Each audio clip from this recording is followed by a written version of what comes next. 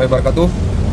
Hari ini sebagai warga negara, saya dan kuasa hukum saya beserta kawan-kawan dari Persatuan Pemuda Mahasiswa Timur Raya datang ke Polda Metro Jaya untuk membuat LP, laporan polisi kepada Ade Armando dan Abu Janda Prima Diaria terkait dengan unggahan video dan podcast mereka di di Cokro TV, di mana pernyataan mereka berdua ini sangat meresahkan warga masyarakat, dan kami dari forum Persatuan Pemuda Mahasiswa Timur Raya menganggap bahwa pernyataan beliau adalah pernyataan yang sangat provokatif, dan kemudian pernyataan itu sangat mendiskreditkan Pak Jusuf Kalla, karena pidato untuk Pak Jusuf Kalla itu tidak di-upload, tetapi kemudian mereka mengambil semenggal video itu untuk melakukan provokasi ke ruang publik yang hari ini sangat membuat kegaduhan di ruang publik. Oleh sebab itu, saya sebagai koordinator menegaskan kepada Ade Armando dan Abu Janda, kalian jangan kemudian melakukan kegaduhan di ruang publik. Jangan coba-coba memantik api dengan isu-isu agama, karena kami menganggap Jusuf Kalla sebagai salah satu tokoh sentral perdamaian di Republik ini, yang kemudian hari ini beliau sangat konsisten dalam hal ini melakukan perdamaian terkait di Poso, terkait di Ambon dan di Aceh sekalipun. Oleh sebab itu kami datang ke sini untuk melakukan LP, laporan polisi, untuk agar supaya aparat polisi segera mengambil alih laporan ini dan segera diproses, karena dua orang ini sangat melakukan propaganda dan melakukan kegaduhan di ruang publik. Hanya itu dari saya lanjutkan kepada kuasa hukum saya. Ya, baik. Terima kasih teman-teman wartawan ya. Perlu saya tambahkan bahwa kami menilai bahwa pemanggalan video yang singkat kira-kira 12 detik sampai dengan 2 menit itu adalah suatu mensreanya. Kita menemukan bahwa ada mensreanya di situ yang dilakukan oleh terduga Abu Janda alias Abu Janda terus sama dengan Ade Armando. Sehingga kami hari ini mendatangi Polda Metro Jaya untuk melakukan pelaporan terkait dengan pelanggaran undang-undang IT. Undang-undang IT atau ditambah juga dengan undang-undang terkait dengan penghasutan dan penyebaran berita hoax, di mana pemenggalan video itu kami menilai bahwa telah membuat keresahan terhadap publik. Sehingga hari ini saya dengan kawan-kawan Persatuan Pemuda Timur Raya ini kita melakukan LP yang alhamdulillah teman-teman bisa lihat LP-nya sudah terbit. Dan laporan ini kami akan kawal terus dari sidik sampai dengan lidik ditetapkan yang bersangkutan menjadi tersangka, karena kami menilai bahwa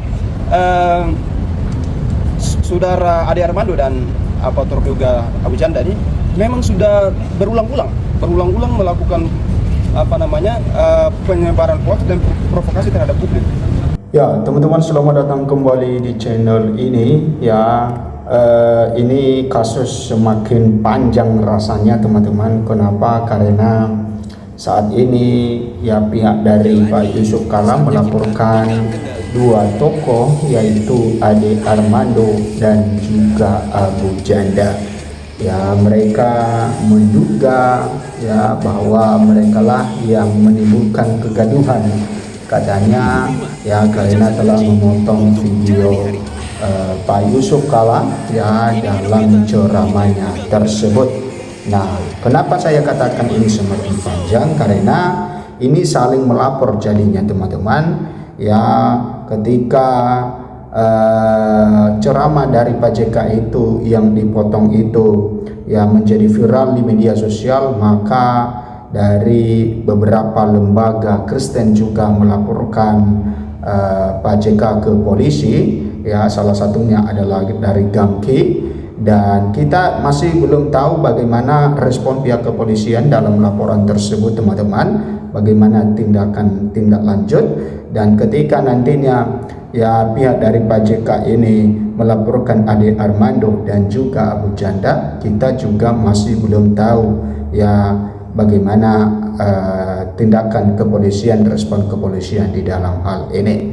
Nah, apakah nantinya laporan dari Pak JK ini ya lebih dulu diproses dari laporan-laporan yang lain ya? Apakah laporan ke Ade Armando ini lebih dulu diproses, atau malah yang lebih dulu diproses nantinya adalah laporan dari lembaga-lembaga Kristen tersebut. Nah, kita tahu perdebatan yang terjadi di Rakyat Bersuara beberapa hari yang lalu ya, bagaimana GAMKI berkata bahwa akan ya terus mengawal ya laporan ini, akan terus meneruskan teman-teman. Kenapa? Walaupun Pak Yusuf Kalla sudah memberikan klarifikasi bagaimana dengan ceramahnya tersebut, tetapi Gamki tetap yang menjalankan proses hukum di dalam hal itu. Nah, ini menyeret nama Abu Janda dan Ade Armando ya, karena ya mereka diduga ya yang melakukan provokasi tersebut. Nah, menurut teman-teman, apakah memang Ade Armando ya dan Abu Janda yang melakukan provokasi atau ada yang lain? Silakan memberikan komentar Anda. Oke.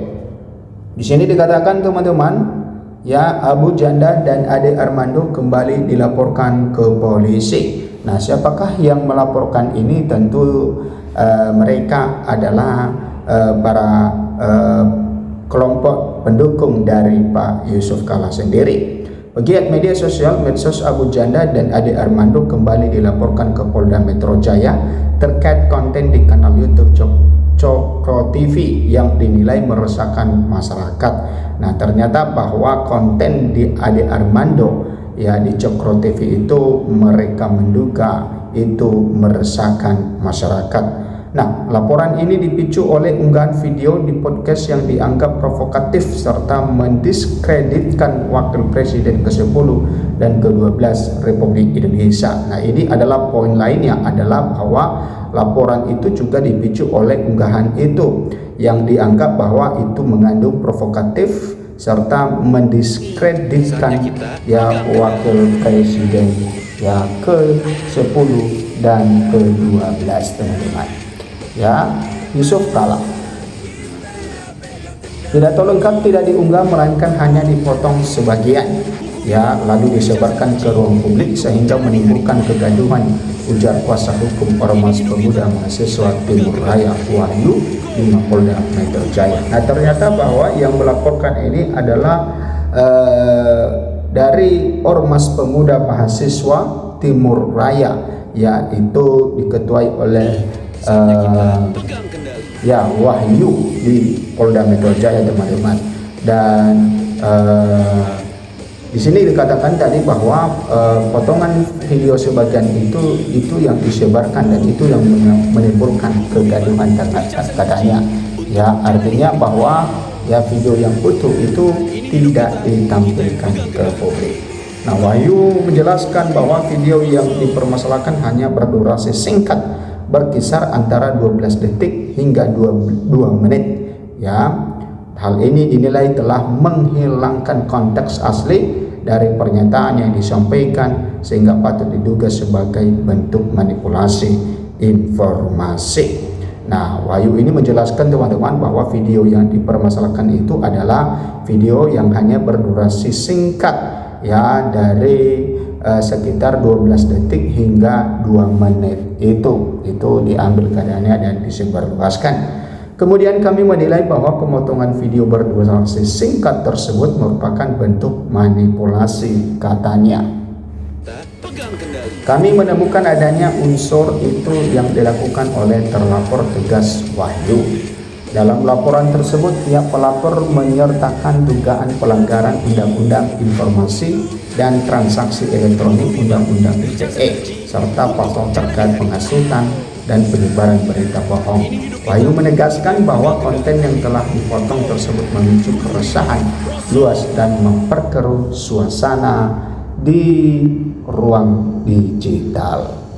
Nah, teman-teman, alhamdulillah laporan kami sudah diterbitkan. Ya, katanya sudah diterbitkan teman-teman. Kami akan terus mengawal dari tahap penyelidikan hingga penyidikan sampai ada penetapan tersangka jelasnya. Nah, ini mereka tekankan bahwa laporan mereka bahwa sudah diterbitkan dan mereka akan terus mengawal dari tahap penyidikan sampai ke tahap penyidikan sampai katanya ada ya penetapan tersangka. Oke, pihak pelapor juga telah melampirkan sejumlah bukti pendukung untuk memperkuat laporan tersebut.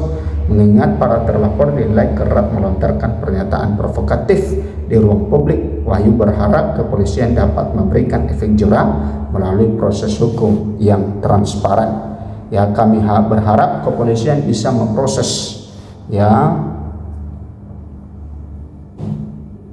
Nah, itu teman-teman tentang 2 Maret lalu, pasukan Zionis telah melakukan ratusan serangan udara dan melancarkan invasi darat ke Lebanon Selatan. Armando, teman-teman, yang dilaporkan oleh pendukung dari Pak Yusuf Kalla. Silakan memberikan komentar Anda, dan kita mengharapkan supaya terjadi keharmonisan di tengah-tengah masyarakat.